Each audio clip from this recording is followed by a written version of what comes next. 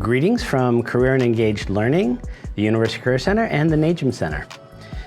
I'm going to talk to you a little bit today about interviewing and communicating with potential sites. Developing a professional demeanor, behavior towards others, manner of interacting is the first step to becoming a professional. You begin to create a professional demeanor through your written correspondence, whether it's pen and ink or electronic. Your communication for a potential internship will most likely include a resume, a cover letter, or a letter of interest, and possibly email correspondence or telephone correspondence. All of these are likely to occur before you ever connect with the employer or the organization in person or virtually. When communicating via email or LinkedIn, introduce yourself, tell them exactly what you're applying for and why you're interested in the position. You may also want to prepare your voicemail with a recorded greeting that is appropriate to seeking some kind of career experience. Employers want to make sure they're calling the correct candidate, and they can't do that if they're hearing an automated response with a phone number.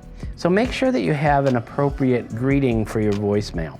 Hi, you've reached Rachel Miller. I'm unable to come to the phone right now, but please leave a message and I'll get back to you as soon as I can. Thanks, bye. You don't get a second chance to make a first impression. So making a great impression starts with your initial communication with potential internship sites. So moving from application to interview, okay? Interviews are an unnatural situation and it makes us uncomfortable and we get nervous.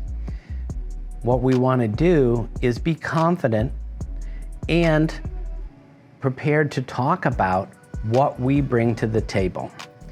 So you've polished your resume and cover letter, spell checked, grammar checked, proofread, submitted your application. Now you need to prepare for the potential interview. What kinds of questions will they ask? How can I convince them that I'm the person to whom they want to make an offer? First, there are essentially three types of questions that get asked in an interview. There are content knowledge or subject matter questions, which demonstrate that you know about the field in which you're seeking this opportunity. There are also open-ended questions. Tell me about yourself. Many of us don't like these questions because we're not sure what to say. Well, the idea here is you always want to frame your answer in terms of the field, in terms of the opportunity. Here's why I want to do this particular opportunity, whatever it is. So, I've known I wanted to do this since I took a class. I had a life-changing experience, realized this is what I want to do. I've always known this is what I want to do.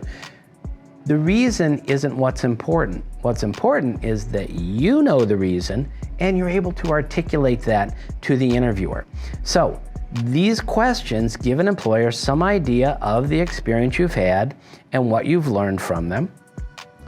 They also give the employer some idea of how you will perform or interact with others in the workplace. Interviewing, by the way, is like any other skill. The more you practice it, the easier it becomes. Now, I want to touch on the third type of question that gets asked in an interview, and those are situational or behavioral questions. Tell me about a time when.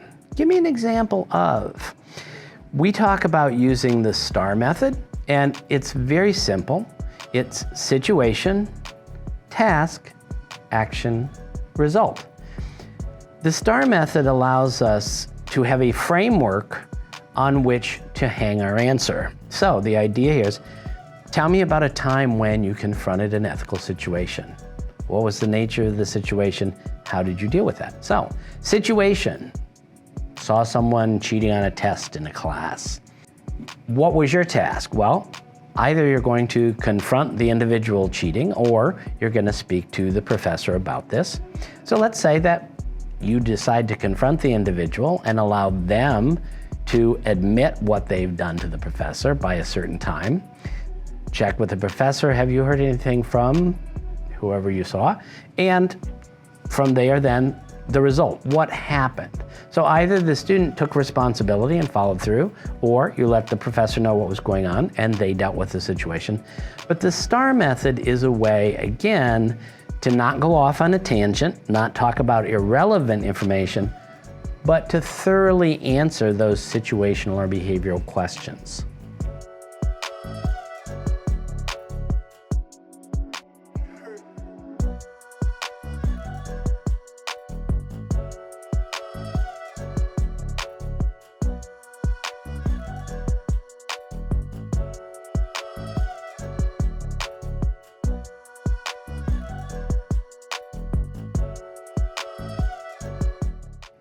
When you are relaxed, comfortable, and confident in the interview situation, the employer gets to see who you are and how you'll perform in that internship or other opportunity. So be yourself, be relaxed, be professional in your interviewing, and you will go far.